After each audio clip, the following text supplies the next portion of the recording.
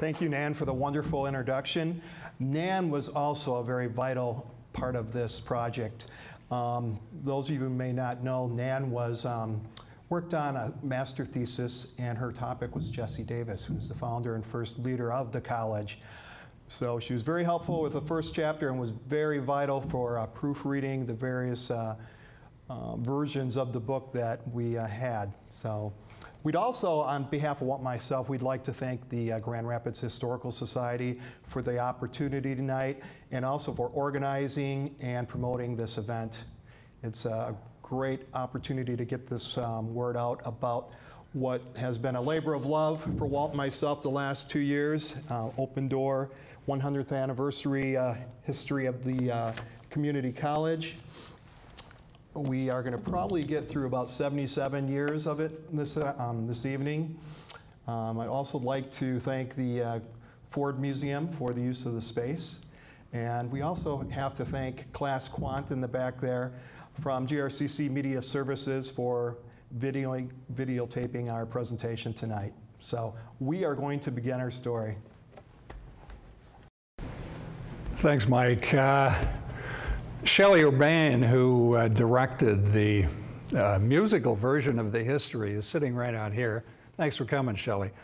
And Mike and I have decided that it's going to be much more interesting to do the musical version, so we're going to sing it tonight. All right? Okay. Huh? Well, maybe not. We are not going to be able to do the whole history of the college. It would take a mini series of these kinds of meetings to do it.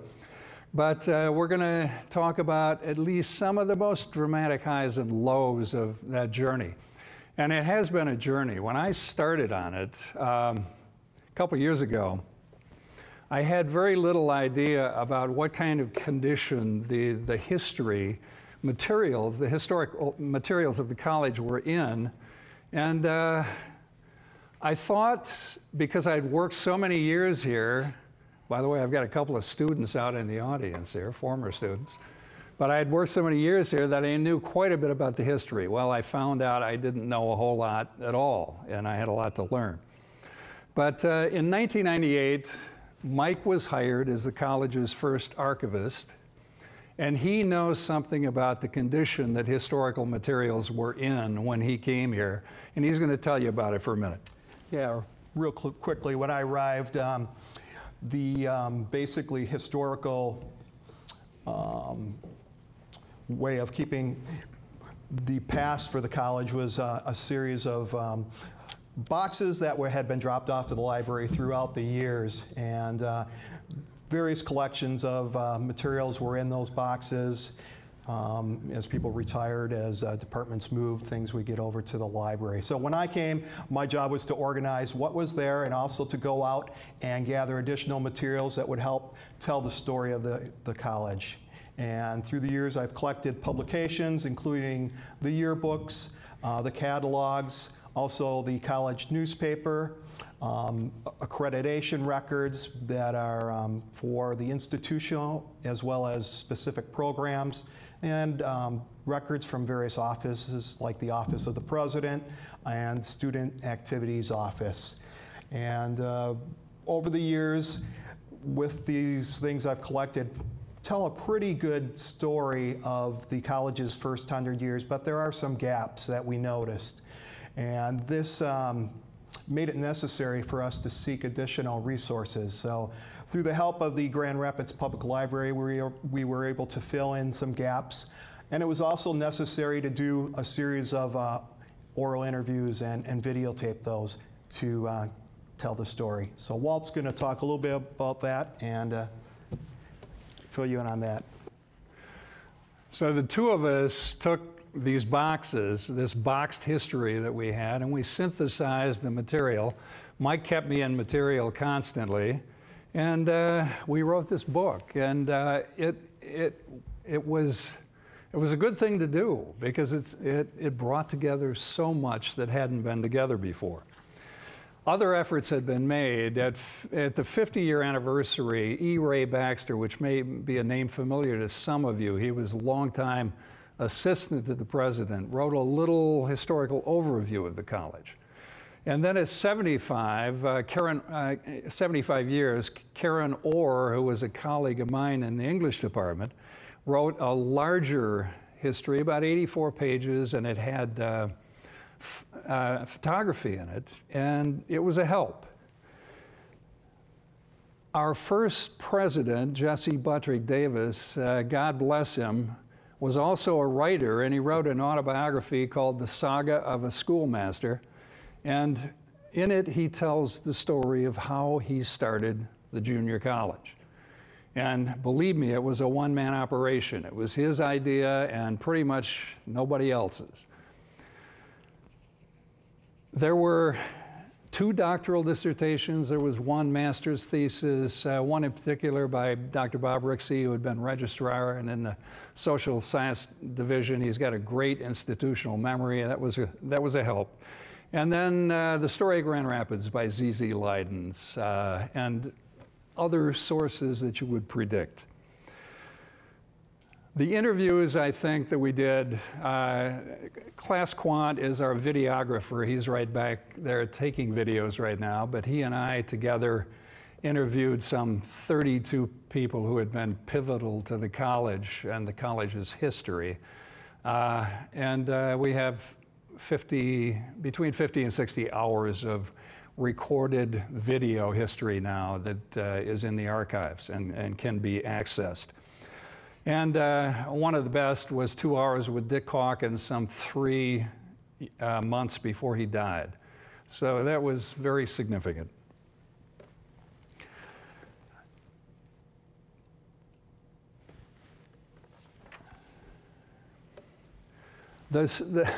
My connection to this story seemed to have a symmetry that was somehow right. I began, as Nan had said, at the midpoint of the 64-65 school year. That was 50 years ago.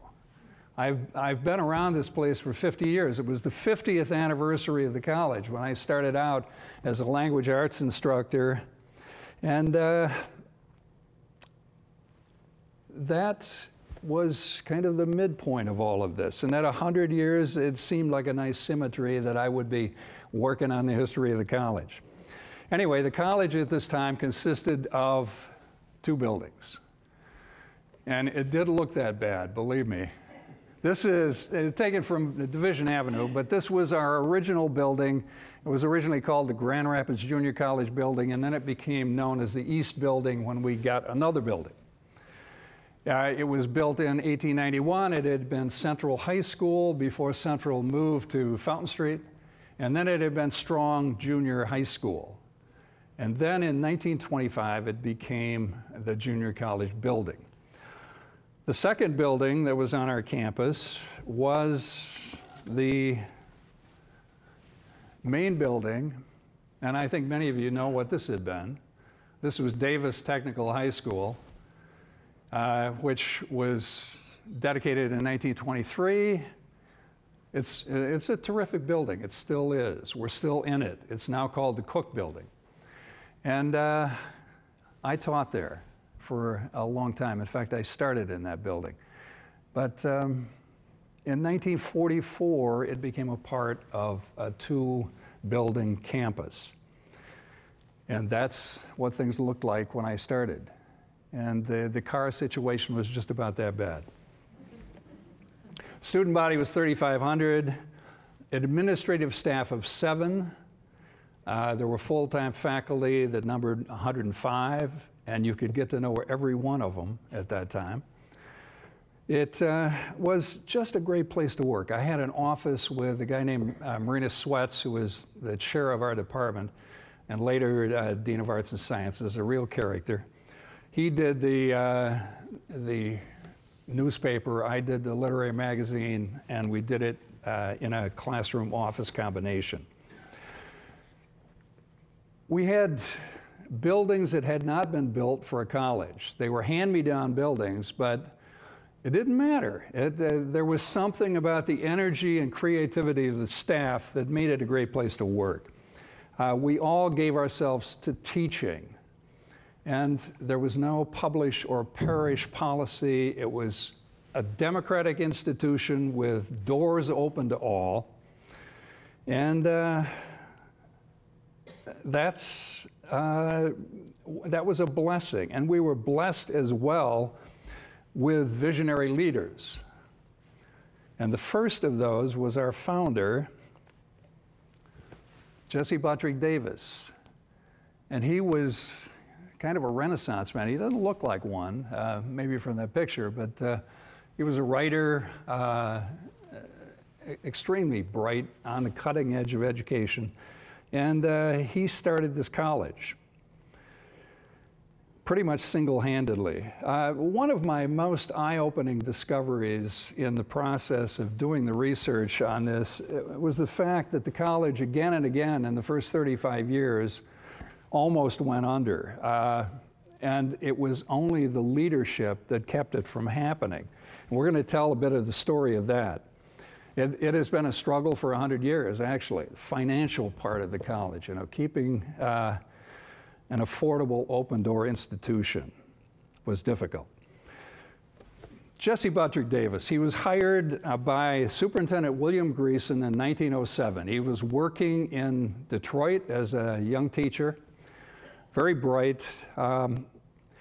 Greason hired him to come to be the principal of Central High School. And Central at the time had one of the best reputations in the whole state. It was one of the best high schools in the state with one of the best staffs. And even though Jesse Davis didn't want to give up teaching, he was lured here by that school. But interestingly enough, when he came here, he saw that, that building that you saw. It was a little better back then, but it was not 20 years old, but he found it overcrowded. He found it unsafe. Something about the construct of it he felt made it unsafe, and he was interested in occupational courses, and it didn't have the right kind of space for those things. And so he militated right away for a new high school. And Nan suggested, I wonder if he started that fire. There was a little fire in a chemistry lab. And it seemed to be just enough to move the voters in Grand Rapids to vote for a new high school, and they did, and it was a state-of-the-art place. It would accommodate 1,500 students. It had this wonderful auditorium in it that would seat 1,760, new gymnasiums, new science labs, and classrooms that would accommodate occupational classes, and this was 1910, 1911, that would even accommodate automotive repair. So anyway, this building was full in the first year. Within a year or so, one of the things he did was to take suggest to the board that the old building be reconstructed to make it a junior high, and it did become Strong Junior High, which was the first junior high in the state of Michigan. When those students went out, and there were some 400 of them, and then South High opened on the south end of town, and then Union High put in a 12th grade, all of a sudden the school that would accommodate 1,500 only had 900 students in it. And really, Jesse Davis had a problem. But he had an idea, too. And this was the idea. He was intrigued by what was called the junior college movement. In 1902, and we have a picture of William Rainey Harper now. This is the father of the junior college movement. He was president of University of Chicago. Harper, along with a man named J. Stanley Brown, who was superintendent of Joliet Township Schools in Joliet, Illinois, founded Joliet Junior College, which was the first junior college in the country, 1902. And they chose to locate it in a high school. The whole purpose of the junior college was to extend a liberal arts general education into grades 13 and 14, with the further collegiate function of providing an education leading to transfer and a baccalaureate degree. Well, Harper became the father of the junior college movement, and Davis looked at what he did. He knew both these men, and he knew their ideas, and he thought, you know, what a great idea. We've got 900 students in a 1,500 student school. Why not take the whole third floor and make it a junior college?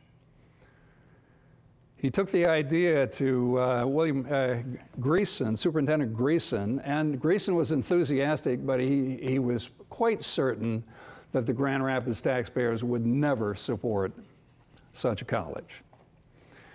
Well, it was Davis's argument that first of all, that if you ran a high school with less than capacity, you were already wasting taxpayer money. If you started a two-year college, you could do it using existing classrooms, existing faculty, and it wouldn't cost taxpayers a nickel.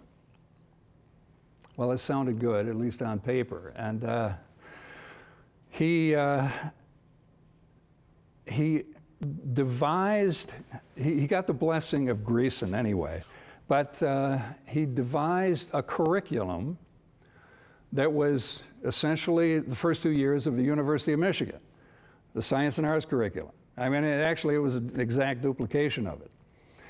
He made a list of his proposed faculty and their qualifications, and he went down to the University of Michigan to sell it to them.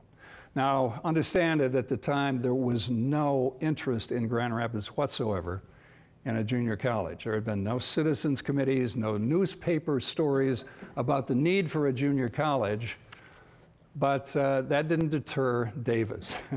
He went anyway, and he spoke before the president and the university senate at University of Michigan. He encountered absolutely no resistance to the curriculum, but why would he? Because it was theirs. He had one teacher with an MA and one with a PhD, and the rest of them had no advanced degrees at all, even though they were all fine teachers and some of them were department heads. Well, the dean of the graduate school spoke up and he said, no, we need all PhDs in a school like this, and Davis's heart sank. But then, unexpectedly, the head of the philosophy department, who was a little Scotsman by the name of Robert Wendley, spoke up, kind of a fiery guy, and he told the Senate it was none of their damn business how Davis chose his teachers. He said the university is going to judge the Grand Rapids Junior College by the quality of students that Davis sent to them. And believe it or not, that carried the day.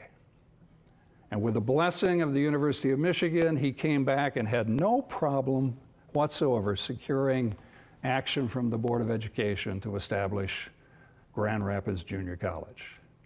This was 1914. Michael? Yeah, another attribute that Jesse Davis possessed was the ability to gain allies. And he did that immediately upon moving to Grand Rapids and developed relationships in the business community by joining the Grand Rapids Board of Trade and developing a close friendship with Board of Education President George A. Davis, pictured here, who was a successful furniture manufacturer.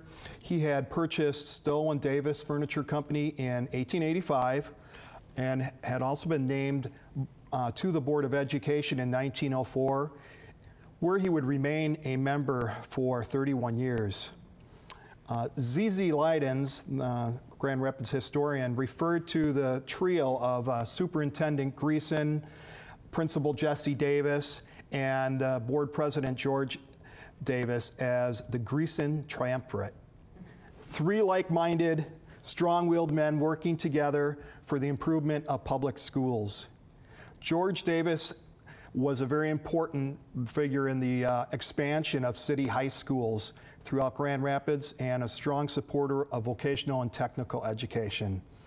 And in 1922, laid the foundation of Davis Technical School, named for him. And this is not the cornerstone, this is the keystone for the arches that surround the main entrance.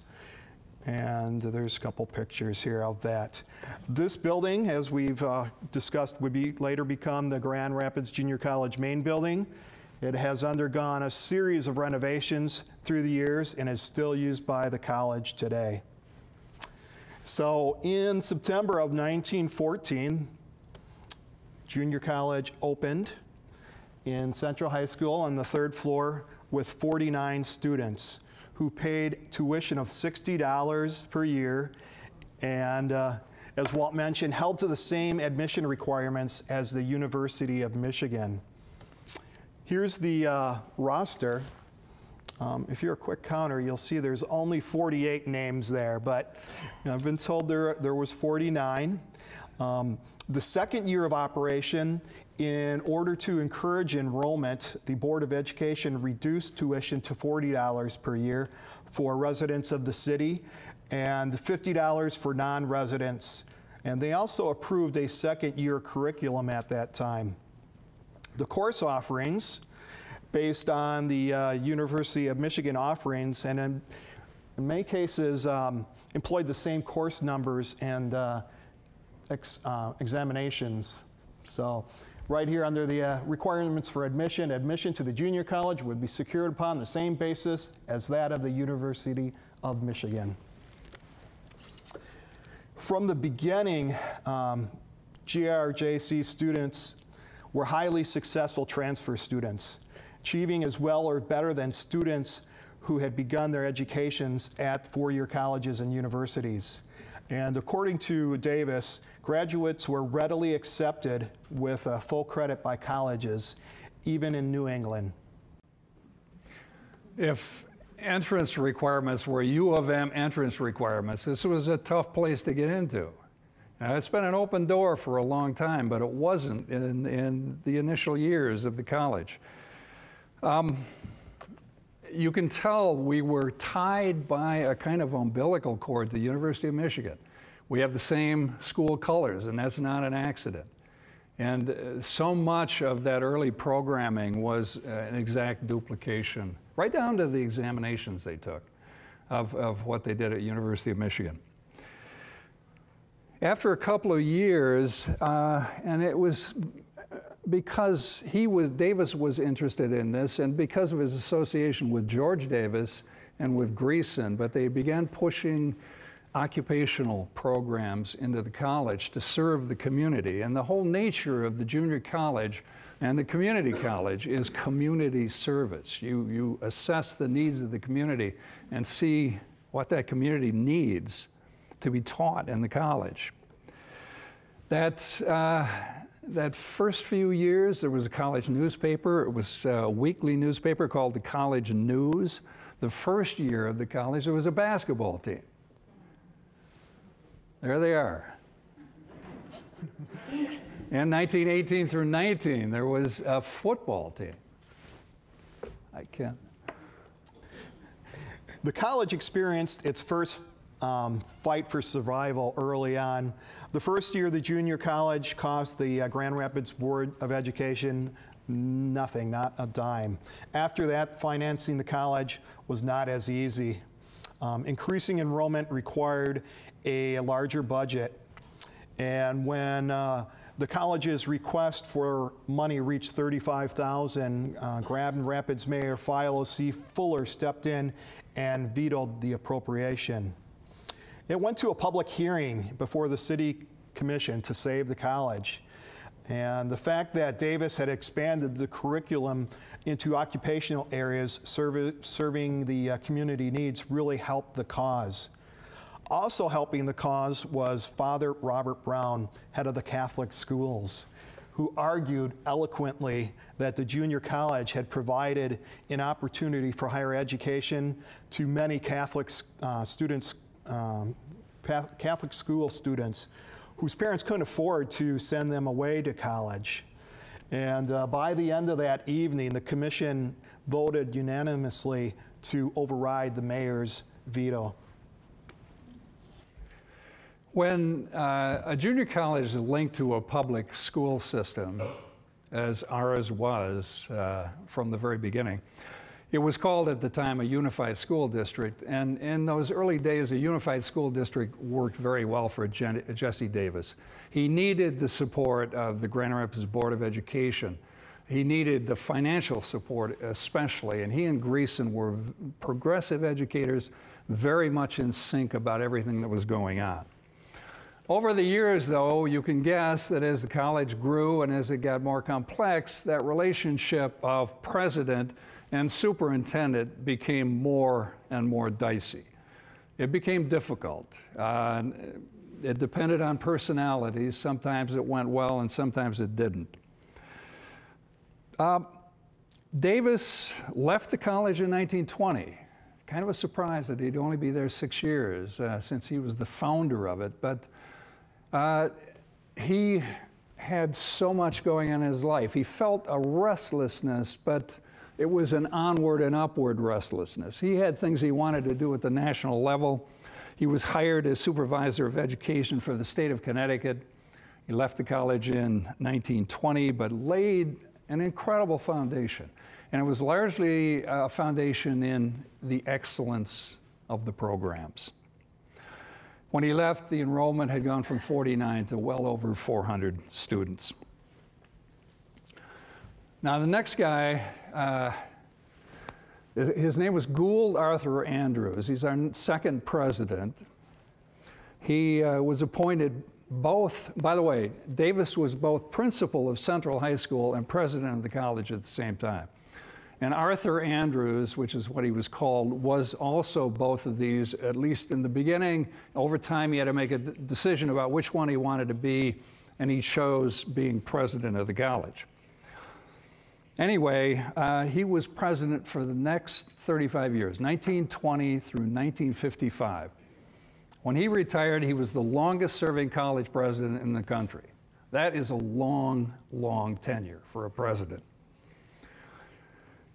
He was hired at $3,300 a year. He had worked for Davis, both in the high school and the junior college as a teacher. He had been a football coach. He would become a national figure in the junior college movement.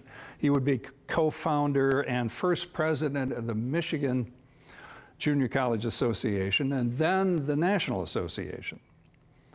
And he, like Jesse Davis, was keenly devoted to high standards, and he stayed with those University of Michigan entrance requirements. Well, in 1925, I'm taking kind of a big jump here, but Grand Rapids Public Schools moved strong junior high students out to other schools, and they gave the junior college its first building. I can't tell you what that meant. Students had been going for 11 years to a high school, and it just wasn't college, you know. Even though they were separated on the third floor, it wasn't college. It didn't feel like it.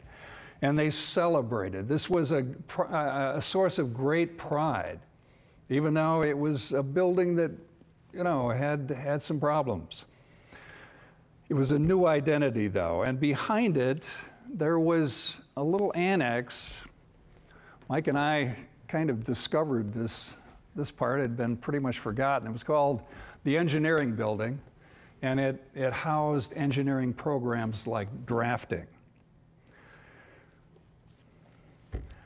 Arthur Andrews was an interesting guy. He was a strong leader. He also ran what every source that I read called a solo administration. He was a driven perfectionist. He had a very hard time when it came to delegating authority. He made all the decisions in the college. He counseled all the students. He taught 2 classes. One time he even helped coach the baseball team. And he made every student a personal mission, which was a good thing. He knew every student in the college. He made great hires over the years. One of the first was in 1923, a young musician in town called Carl Wecker, who had an all-male orchestra that in 1929 would become the Grand Rapids Symphony. And he took over as the sole member head of the music department at the college. Famous alumni in the 20s, it was quite astonishing. I don't know if you've heard of Arnold Gingrich. He is best known as founder and editor of Esquire magazine, but he was also a novelist of skill. This is a book, I brought it only because this is the historical society I'm looking at here. It's called Cast Down the Laurel, and it is set in Grand Rapids of 1910 to 1920. It's called by a different name. It centers around St. Cecilia Society, which is called the Orpheus Club, and it is about an eccentric musician who had a music school partway up Fulton Street Hill. And it is, I read it again recently, it is quite a marvelous novel. Dr. John Hanna, who was president of both Michigan State College and University. Edward M. Cole, who was president of General Motors. Dr. J. Pileman, you may remember him as superintendent of the schools here in town. And an artist by the name of Luman Winter, who would become one of America's foremost muralists, and whose 60-foot marble frieze is on the front of the Ford Physical Education building on our campus. Well, Mike had talked about the survival of the college under Davis. Survival of the college was a huge issue for many years, and I think the one who fought for the college the most was Arthur Andrews. It was largely due to his determination and will that the college survived one threat after another. For one thing, if you think about his 35 years, he started it in the aftermath of World War I, and then the Great Depression, and then World War II, and then his administration finished pretty much at the finish of the Korean War. So it was one crisis after another, all of which affected the financing of the college. During the Depression, for example, the board would look often to closing the college because per student costs were higher than in the public schools. He fought for the college. He reluctantly agreed to tuition hikes. He fought against lowering of standards to attract more students. He reluctantly cut staff.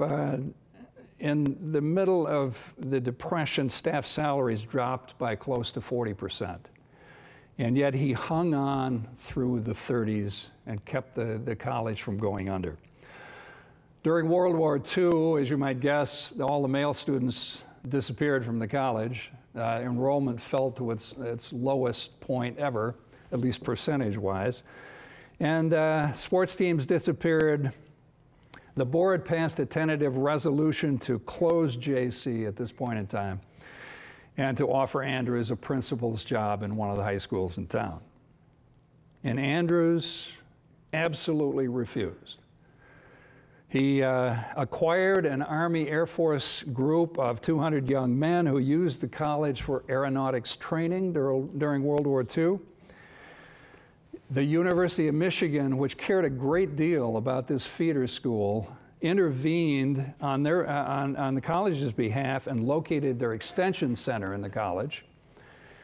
The board withdrew its resolution.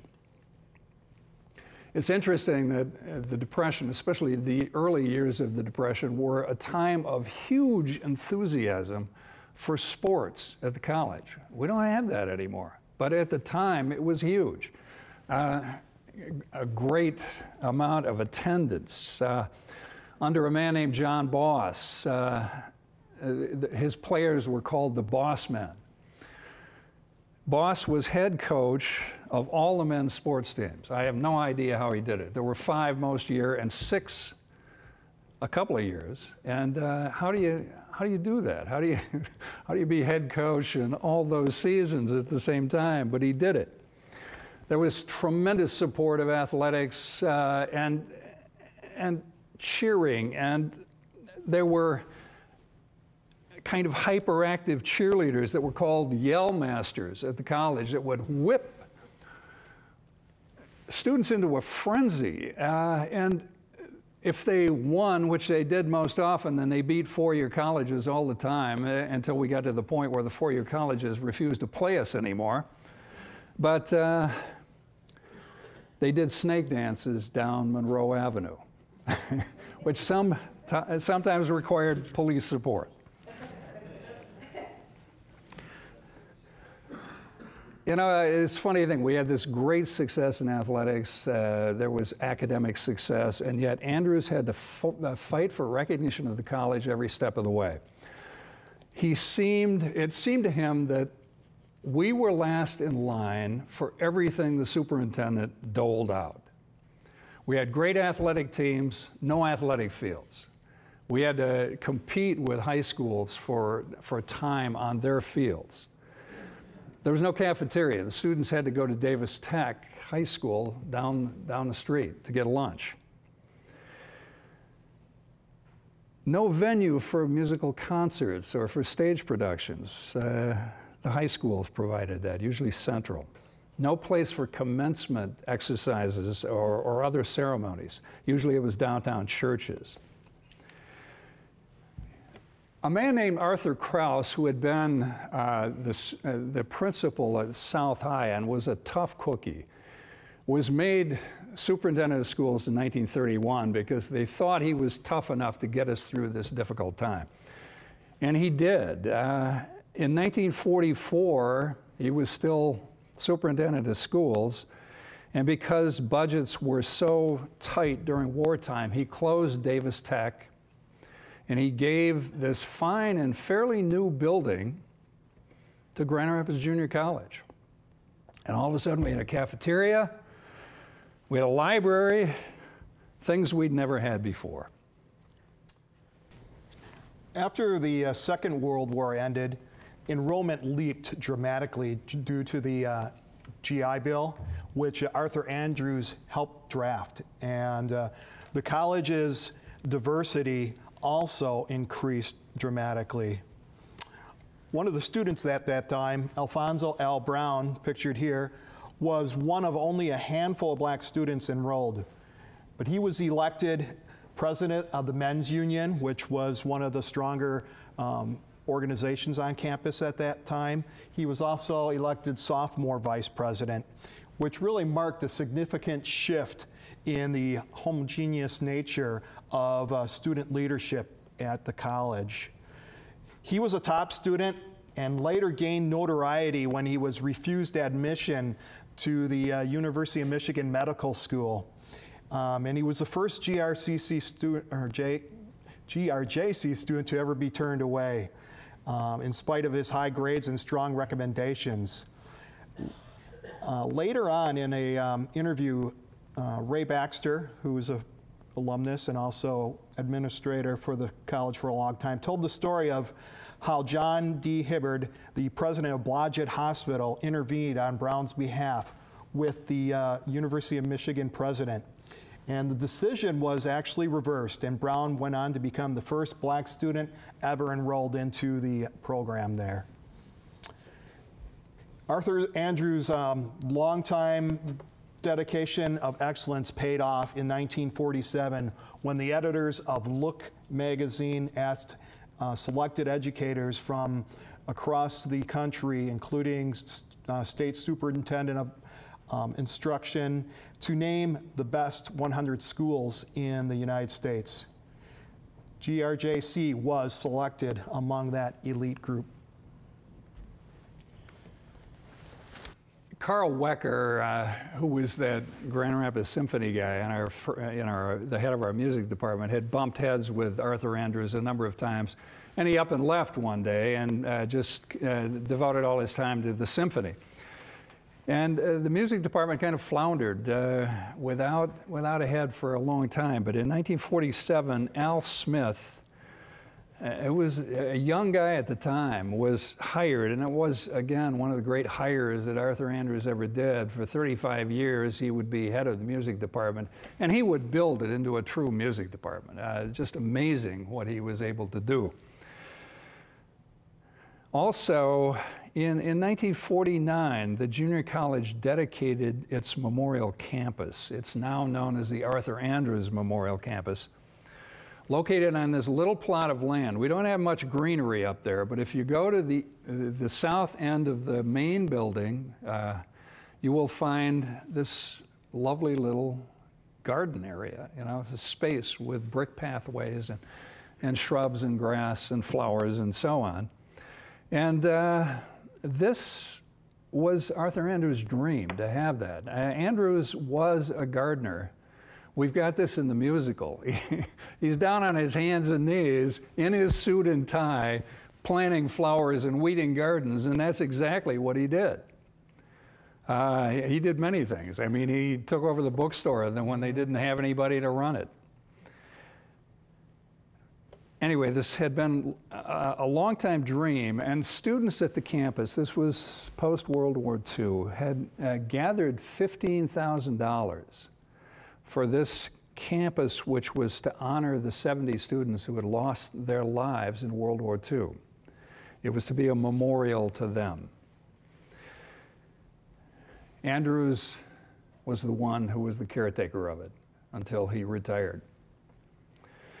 Well, a solo administration. The student body was growing by leaps and bounds. He had usually 2 administrators, and they were part-time because they taught 2, sometimes 3. But it was still a solo administration. And the leaders who followed Arthur Andrews were going to have the job of inventing a whole administrative structure, because there wasn't one. It was a one-person structure. And so anyway, that would come in time. New leaders were also going to find, and this is an ongoing drama in this story, that though in the early days local school board control of the college had been helpful, that the college was now growing much too large and complex for the Board of Education to manage efficiently. In fact, the board, in a number of ways, was actually beginning to inhibit the growth and success of the college. Andrews knew very well that he lacked full autonomy. He had no say over the financial decisions of the college. That was the superintendent who did it. In the structure of the Grand Rapids Public Schools, the president of the college was exactly at the same administrative level as a high school principal. Now, that's, keep that thought in mind, because that's going to come to play in a minute. Ben Buikema replaced Arthur Krause in 1949. Now, some of you recognize that name, right? Superintendent of schools, Ben Buikema. In fact, he was superintendent when I started. And at that time, there was no contract negotiation. Buikema was essentially a benevolent dictator. And anyway, those 2 strong leaders knocked heads about lots of things. They did not see eye to eye. Arthur Andrews retired in 1955. In the last few years, it was obvious that this solo administration idea was an outworn template. It simply would not work anymore. They had a great ceremony for him down at the Pentland Hotel. He retired. He dedicated his life to the college, and he lived 17 months after he retired. That was it. Jesse Davis had died a year before. Now, the period we're going into next, I'm going to do rather quickly because it went by rather quickly. We had 4 heads, new heads of the college named within 10 years, and they were not presidents anymore, they were deans. And one of the things Mike and I tried to figure out was why they became deans, and it became pretty obvious that it had to do with Ben Buikema. He had been wrestling with Arthur Andrews and that strong personality that had been around for so many years. And I think he took the opportunity to cut the office down to size. If the president of the college were indeed at the same level as a high school principal, let's call him a dean, all right? Let's not call them presidents anymore. And so dean it would be for the next 21 years. The first dean was a guy named Dr. John Tyrrell, and he was dean from 1955 through 58. At the time, he was 29 years old. He was the youngest president of a college in the state of Michigan. Incredibly bright, up-and-coming young man. He was amazing. And the first thing he found, of course, was that there wasn't any administrative structure at the college. And so he had to start doing something about that, and he did. The first important steps were from him. He really wanted to make the college, too, a positive experience for students. And so he decided with his dean of students, who was Dick Werity, to allow fraternities and sororities on campus for the first time ever. Arthur Andrews had wanted nothing to do with them because they were exclusive. They could exclude people. He wanted only democratic clubs, men's union and women's league. But anyway, Tyrrell and Werity decided to try it and would live to regret it. It was never a very good fit, and there are funny kind of dramatic stories about the chaos that especially the frats caused at the college. I'm going to maybe talk about those in the question part of this, but anyway, the Greeks in JC were not a particularly happy fit. The college newspaper had been gone for almost 20 years. This is something that we were not able to clearly trace either, except it disappeared in the midst of the Depression. It didn't come back again till Tyrrell in 1955. At this time, it was called the Junior Collegiate, right? Mm-hmm. Yeah, there it is. Another kind of landmark event that happened during Tyrrell's tenure was 1956, when the athletic department really gained national attention, when the football team was selected for the inaugural National Junior College Championship game. The Raiders were guided by a first-year coach, Gordy Huntsberger, who would go on to coach for 30 years here, and they were selected due in part to their games against four-year colleges. The game was played at the Los Angeles Coliseum, and the trip proved to be very interesting. There was flight problems both going to and returning from Los Angeles. There was theft of cash and valuables from the locker room, the practice locker room. That was probably compensated for because they had a visit to a movie studio and also Disneyland, which was only a year old at that time. As for the game, Coffeyville Junior College from Kansas won by a score of 46-6, and in spite of that outcome, though, the game really put the football program on the national radar. It stirred interest in junior college football in the Midwest, and it really created some lifelong memories for the members of that team. The newspaper came back, and the first fall issue in 1958 carried just a bombshell lead story, and that was that Dr. John Tyrrell had resigned and was going to the University of Michigan. He was going to be replaced by Dr. John E. Visser, who was a history prof and a head basketball coach and dean of men at Hope College. Another young, extremely bright, up-and-coming young man. Why did these guys not stay very long? Well, the whole field of junior college education, but higher education, was just mushrooming. It was opening, it was blossoming, and there were so many places to move that they didn't stay long. Anyway, Visser was a great choice, and he made some important differences in the college. He had a distinct advantage by going to Central Reformed Church with Ben Buikema. So he knew him well, and they had a good rapport, and that really helped. He developed much more fully administrative structure For the first time, there was a faculty structure. He initiated department chairs for the first time ever, and faculty began to have a say in what went on in the college.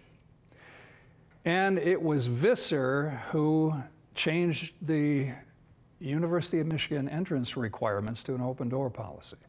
And that was a huge change in the early 60s. And it had just become a policy about the time that I started working there. But it has remained intact ever since, with a few exceptions. When we run out of space, we don't have an open door anymore, and we've done that a few times. But it has remained. Anybody with a sincere and serious interest in higher education was free to attend this college. Well, Mike? Yeah, Visser's most persistent problem that has remained till this day is student parking. And at that time, the college had no parking ramps. Students competed for metered parking that they felt was unfairly time-limited and expensive. The city doled out hundreds of parking tickets, and student anger rose. The lead story in the March 1961 Junior Collegiate carried an anonymous student note addressed to the Grand Rapids Police and signed "Change or Else," along with the photograph there of smashed parking meters. They smashed 65 of them in all in protest of newly hiked fees for parking. Besides on-street parking, there was a single parking lot near the main building with 300 spaces, but the rates were very high there as well, and had to serve over 3,000 students at this time. Though ramps would be built in time, the parking problem has really never gone away. It has not. Well, Visser would move on quite soon to take a full professorship at Ball State, and all of these guys would end up as a president of some other college. Dr. Donald Fink was appointed dean, college dean, in 1962, and he stayed until 1965. I knew Don Fink because I was hired under him. He was 42 years old. He worked for the Grand Rapids Public Schools as director of pupil personnel. He was a public school insider, and he appeared to have been chosen to ease yet another administrative transition. It was causing some instability in the college, just too many upheavals at the top.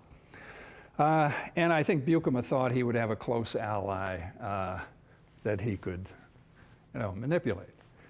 And it turned out Don Fink had a mind all his own, and I'll tell you about that in a minute. Jay Pileman would succeed Buikema very shortly after Fink took over. One of the first things Fink did was to prepare for the 50th anniversary celebration of the college, 64-65 school year. That was a big deal, but we'd made it that far. Fink also made a huge commitment in a direction the college had not gone up to this point. Junior college was known as a highly ranked transfer institution with a very modest occupational program. Starting with Fink, that would turn around altogether. Fink committed himself to a 1964 federally mandated expansion of vocational education at junior colleges. And he acknowledged that there were fears, and I remember those fears, among faculty and staff that the academic tradition of the college was being threatened by this occupational wave that seemed to be engulfing everything. But Fink argued that such fears were groundless, and he proceeded. And the college proceeded in that direction from that point on, until the whole balance is tipped in the direction of occupational. Well, if Buchanan thought he was hiring somebody who would be cooperative and compliant, Jay Pileman found out otherwise. There was no one that I've found in the history of the college more outspoken about Grand Rapids Public School mismanagement of the college than Don Fink. In his annual report to the superintendent, he told the superintendent that the college had to have the freedom to make its own decisions in a timely manner. And he said the board has bungled and felt a lack of urgency about everything going on. And the most important thing was, in a wave of enrollment growth, a classroom building needed to be built. And they waited too long for it, and they would miss the high point of the wave by at least 3 years. There was no urgency, in other words, in the decision making. He fumed about everything. He really did. He was angry. And he felt his lack of control of the college, and he complained about it. And it was with Fink that I think that the real talk about separation of the college from the Grand Rapids Board of Education began. And it got a pretty thorough airing with him. He also had to do with a little bit of expansion. I'm not sure we could consider it expansion, really, but Mike? Yeah, to help accommodate the need for classroom space, he and Robert Muth, the board's assistant superintendent for business, were able to broker a deal for the Lear Sigler building on Division and Fountain. And it was remodeled into a classroom and used by the college, and it was known as the West Building as an interim solution for the growing student body. It was purchased for $150,000, and one of the downsides was the distance from the main campus and the treacherous walk across Division there. We kept this building till the 80s when it was sold to Kendall School of Art. One of my colleagues is here. Barb, you were a student then, right? When we were in the West Building. The West Building housed the Language Arts Division and the Music Department. It was interesting that I still shared an office classroom with Marina Sweats at this time, and Ray Gill, who was the jazz guy, jazz sax player, had an office right next to us, and all day long we heard sax playing. And there were no practice rooms with soundproofing. You could hear it all over the building. So there were certain things wrong with the building, but we made do. You know, you can tell it's kind of a second-hand building, or maybe third-hand. In the spring of '65, and I don't think this was a surprise to anybody, Don Fink announced that he was leaving junior college and becoming the founding president of Mount Calm Community College, which was a college with its own board of trustees, an independent college with a president. So he got what he wanted. Francis J. McCarthy came next, and his tenure was longer than the other ones, 1965 through '75. Frank McCarthy I knew well. He was a popular choice of faculty, especially. He had been a faculty member, a staff member at the college, a good guy. And he became the first important leader, builder of the college. To this point, we'd never had a new building on the college. You know, a lot of history had gone by, and we'd never had a building actually built to house a college. But McCarthy would change that. He saw perhaps the most dramatic increase in enrollment percentage-wise that we ever saw in the college. From 3,500 when he began to over 6,000, it nearly doubled by the time he left. The number of full-time faculty doubled. Again, the largest percentage of full-time faculty ever hired. He oversaw dramatic increase in facilities and construction of facilities. And Mike will take you through that in a minute. But anyway, he was dean through the time of downtown urban renewal. And you got to couple of things to say about that? Yeah, just like the rest of the United States during this time period, the city of Grand Rapids went through a period of urban renewal where historical city blocks were raised and stark new buildings rose up, including the government complexes around Vandenberg Center.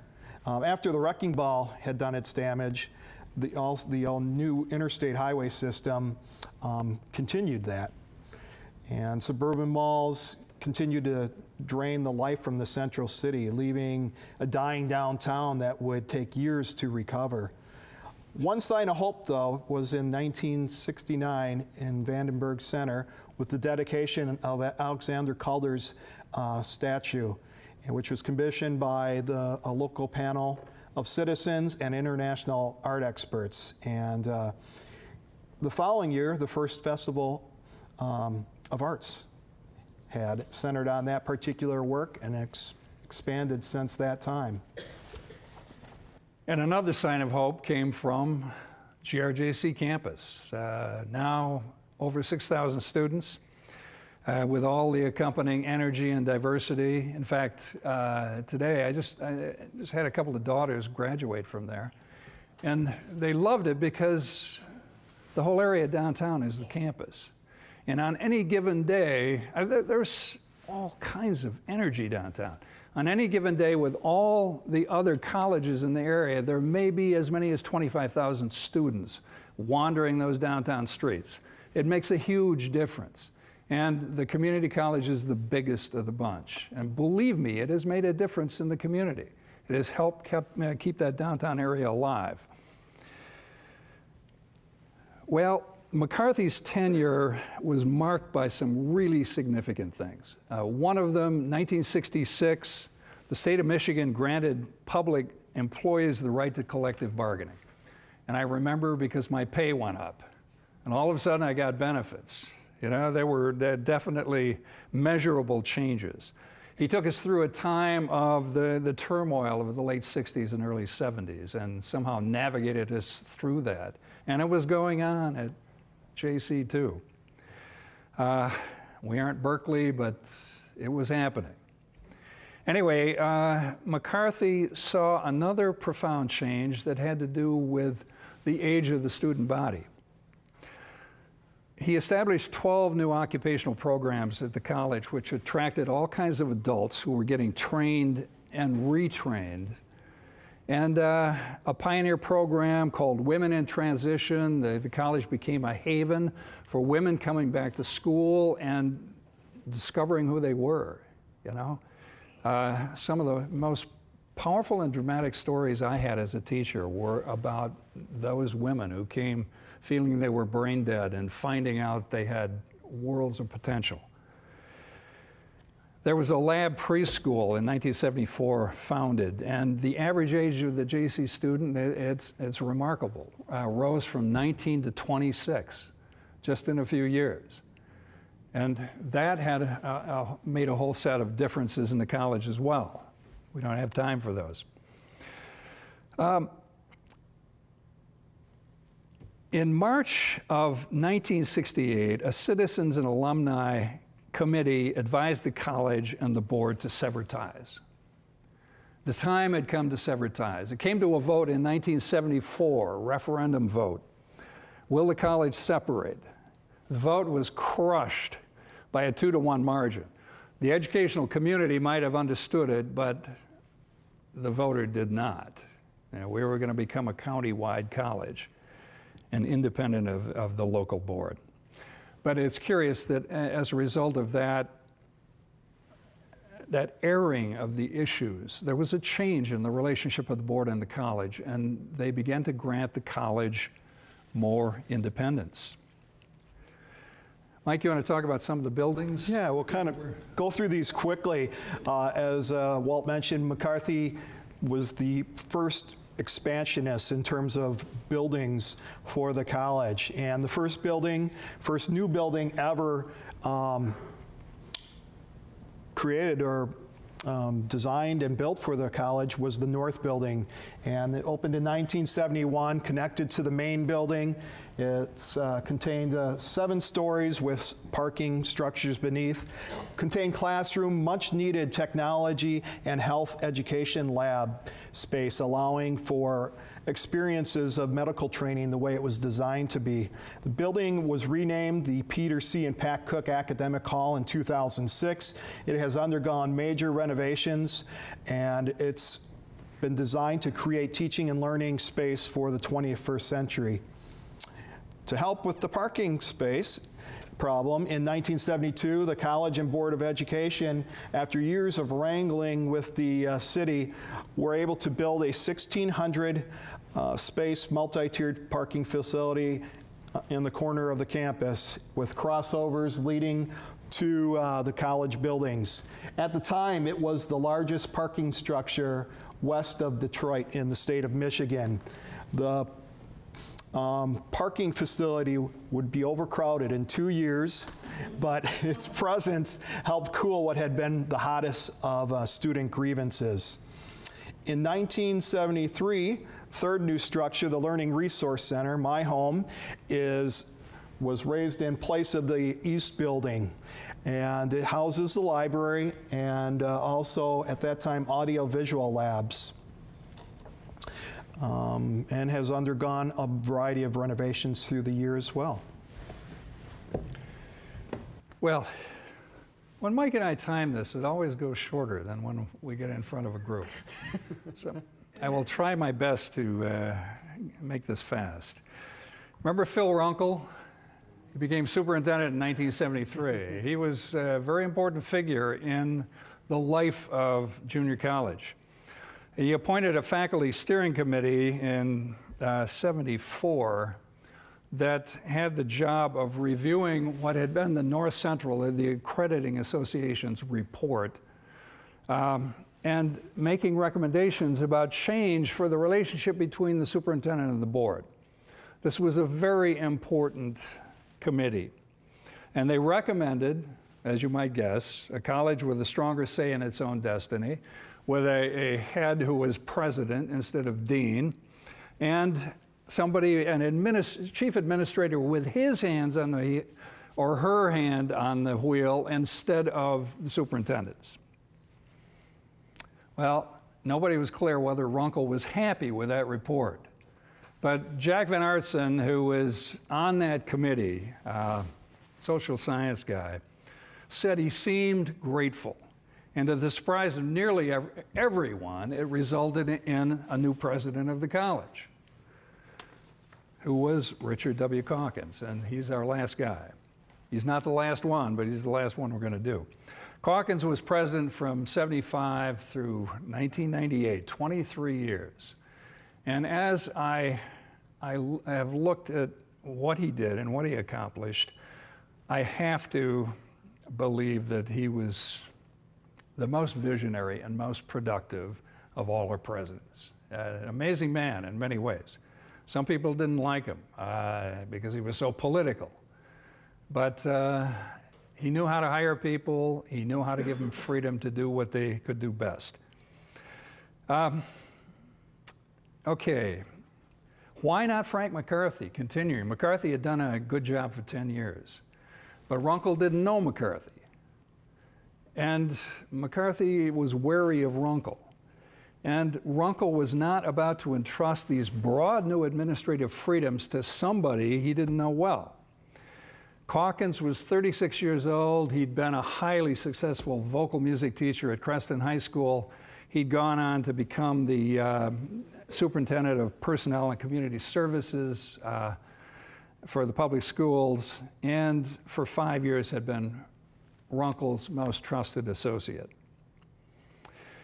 Well, the two of them got together and they discussed what the steering committee had come up with, and Runkle said to him, how would you like being, he said, how will you like being president of the college? Not how would you, but how will you like being president of the college? Calkins was flabbergasted.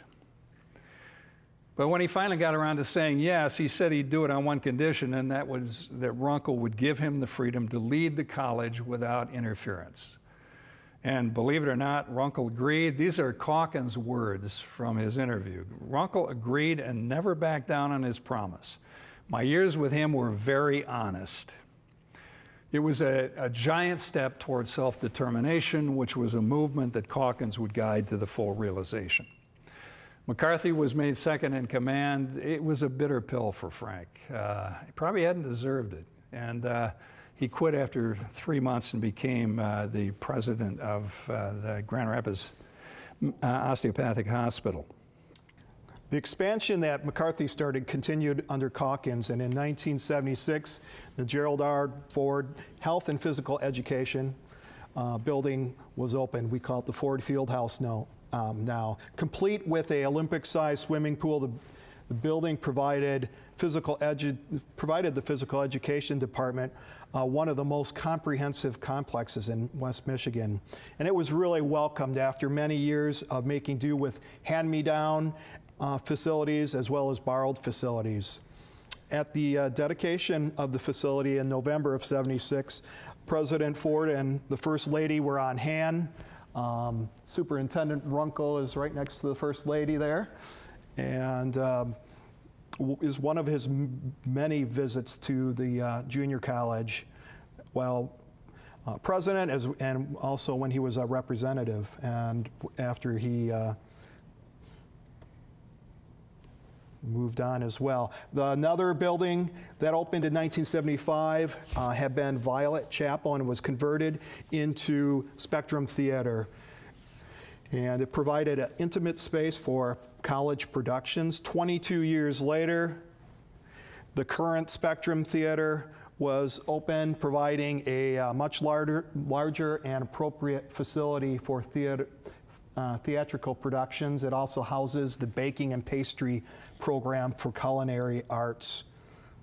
We've heard about the music program being over in the West Building and interfering with classrooms. In 1980, it's hard to tell from here, but the red brick is the former East Building Gymnasium. It was converted and provided with an addition to create the music building.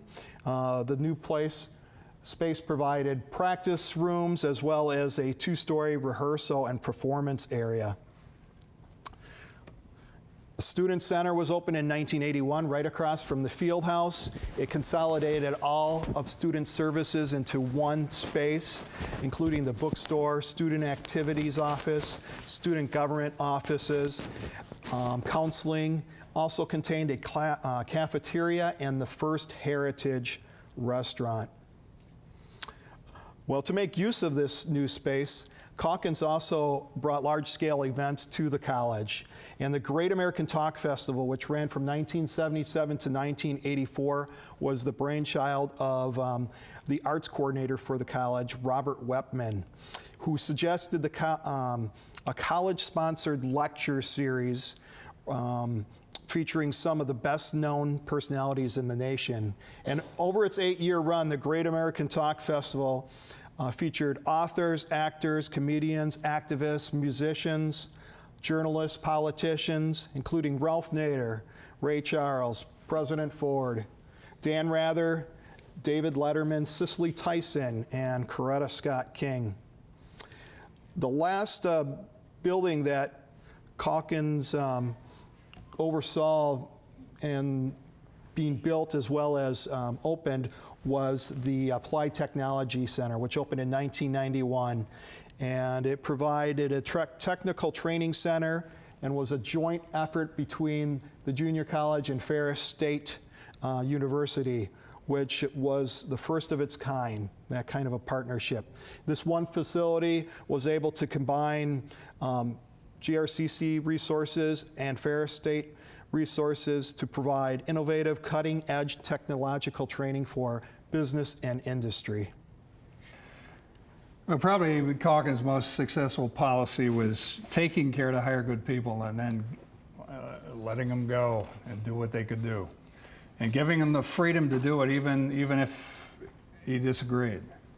It was a great policy. And you know, the Spectrum Theater, Fred Cebulski in the theater department, You see it all over the college. The media services department, Bruce and Tina Lockwood, which grew into full production. Class is now at the head of it. Full production studio with an uplink truck and a model for the entire state. Photography department with Jonathan Russell. Bob Garlow in the culinary arts department. A 26-year-old guy. He found out, Calkins found out in Florida as a chef, brought him up here, and he would become head of a world-class program. Computers during Calkins' years were just exploding. They were coming of age. And Ray Hoig would found the computer applications division. Well, the final beat of this story is the hiring a superintendent in 1984 of Robert Ferrara. I don't know if you remember that name. He was an outsider. He came from outside. He was from California, and he had strong ideas. And he pledged cooperation to the college, but it never materialized. He began dismantling and changing the public school programs. When he resigned in '88, it was with a great sigh of, kind of a public sigh of relief. And Pat Sandro took over his position as an interim. Pat Sandro was a Grand Rapids guy, and he knew the system well. He appointed a committee of 53 Kent County citizens who once again made the recommendation to separate the college from the Board of Education. Calkins had learned how to run a millage campaign from the best, and that was Phil Runkle. In all the campaigns he had run, he'd only lost one, and he was not about to lose this one. He sent people out to every available voter in Kent County. He had a team that went to every nursing home in the county. He wasn't going to miss anybody. And the result of it was a really impressive victory in February of '91 that established Grand Rapids Community College as an independent institution with its own board of trustees and its own countywide budget of 1.9 mils. Interestingly enough, the college has never won a millage election since. The city votes for it, the outlying areas voted down. Some thought at the time that there would have been wisdom in calling this Kent County Community College, just to acknowledge the larger area that is served. But the board opted for name recognition and tradition and called it Grand Rapids Community College. Some years later, Bob Partridge, who was the chief financial officer of the college, would state that in winning this critical election, Dick Calkins proved himself the most impactful president of all, and certainly he made the most difference. Well, we've got 2 interim presidents and 2 presidents to go. You're going to have to read this thing. But I'm sorry we went a bit longer than what we were supposed to. I don't know what happened, Mike. But anyway, do you have any questions? We will do our best. Yeah? The community college has some programs for senior citizens, is that correct? Yes. Can you explain some of that? And Mike? Yeah, the Older Learner Center was opened in 1998. Bob Rixey was kind of instrumental behind that, and that program kicked off really in 1998 as its own separate entity, offering a variety of programs for older learners. We practiced this presentation on them first. It took longer, so. Yeah. I was wondering, why is it that the architecture of the college is really lacking? I mean, the buildings. You don't like concrete? Yeah, exactly. How is it that they ended up with some of the worst architecture to represent in Grand Rapids? I mean, it's astounding to me how one building after another really. That was the 70s. I mean, if you go to other universities, college campuses, it's very similar. It's just a bad era in architecture. It is. I remember we had a student play that said, one of the kids in it said, "I'm going to school in a World War II combat bunker." Concrete everywhere, but it's good to beat your head against.